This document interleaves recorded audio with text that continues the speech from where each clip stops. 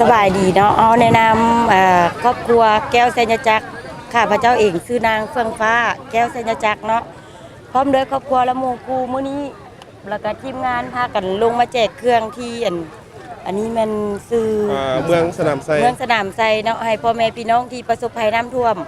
พวกเราและทีมงานพากันนั่นร่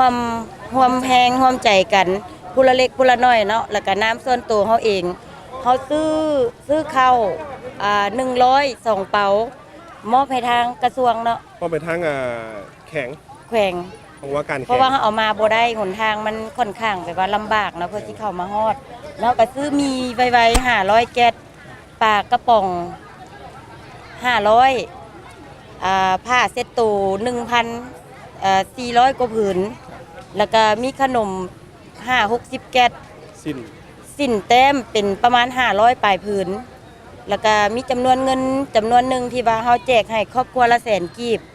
ต่อครอบครัวเดี๋ยวนี้เฮาแจกไปแล้วเบิด40กว่าล้านแล้วเพราะว่าทางนี้เพิ่นแจ้งมาว่ามี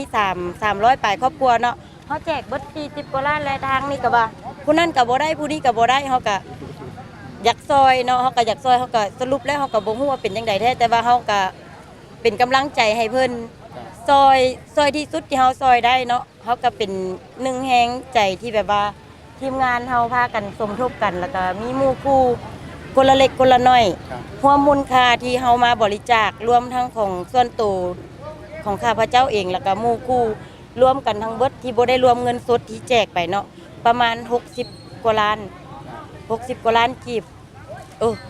6กายบ่แม่น60ร้อยเนาะอีตนเสียใจแทนเพิ่นหลายเว้าออกมาจนน้ำตาอยากออกเนาะถึกผู้ใดก็แบบว่าเพิ่นตั้งสติระหับตัวเองบ่ได้นะความพอใจของการได้ประกอบส่วนครั้งนี้เฮาก็แบบเต็มใจซอยร้อยเกิน100เกินพันเอาเสียชีวิตมาเดินทางมานี่เขาเสียชีวิตมาบ่แม่นว่าสิได้เข้ามาได้นี่ง่ายๆเนาะแม่นเฮาอันนี้มาพวกเฮาแม่นบางส่วนก็ได้มาจาก USA ได้มาสมทบซอยกันนำเพราะว่าเฮาปกติแล้วทางครอบครัวเฮาปีนึงเฮาก็ลงบริจาคเครื่องต่างแขวง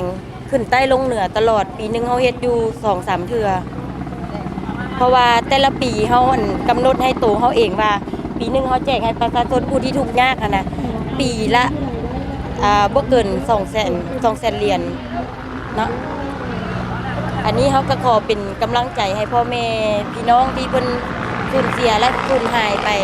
เขาก็ซอยได้เท่าที่เขาซอยได้แล้วก็แบบว่าสู้ซอยเพิ่นยังไงมาบรรเทาทุกซอยเพิ่นเนาะเขาก็คิดว่าต้องระดม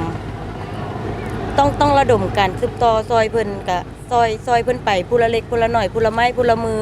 เพราะว่าเฮากับคนลาวคือกันเนาะบ่ซอยกันก็บ่สร้างสิว่าเฮ็ดจังใดน้องฮู้ข่าวมื้อทำอิฐก็จนว่านอนบ่หลับได้จนคิดว่าเฮาต้องเฮ็ดจังใดอีหยังจังใดจนแบบตัวเองก็ซื้อเครื่องนำเกือบบ่ทันว่าเห็นเพิ่นหนาวเนาะบ่ฮู้ว่าเสียจังใดว่าสิไปซื้อส่งเสื้อผ้าก็เกือบว่าบ่ทันเนาะสรุปแล้วเฮาก็ไปซื้อผ้าแพรคือว่าเฮามีผ้าแพรผืนนึงให้เพิ่นตุ้มเพิ่นก็คิดว่าคือจะอุ่นนะอ้ายสุดท้ายก็ซื้อผ้าแพรเซ็ตโตผืนใหญ่ๆมาให้เพิ่นให้ครอบครัวเพิ่นมาตุ้มห่มให้เพิ่นอุ่นกายอุ่นใจก็เฮาเห็นเพิ่นแบบว่าได้เครื่องที่เฮาแจกไปเฮาก็ดีใจไปกับครอบครัวเพิ่นแล้วก็ขอแสดงความเสียใจนำครอบครัวที่เพิ่นสูญเสียและสูญหายไปเนาะ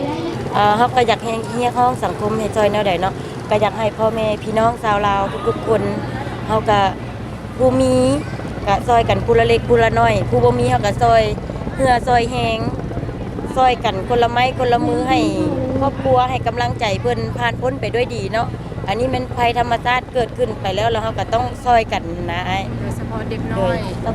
กับอีตนเนาะแต่อีตนก็จะต้องการนมเนาะบางคนก็ว่าบ่มีเงินซื้อนมมีเงินก็จักสิไปซื้ออยู่ไสเนาะ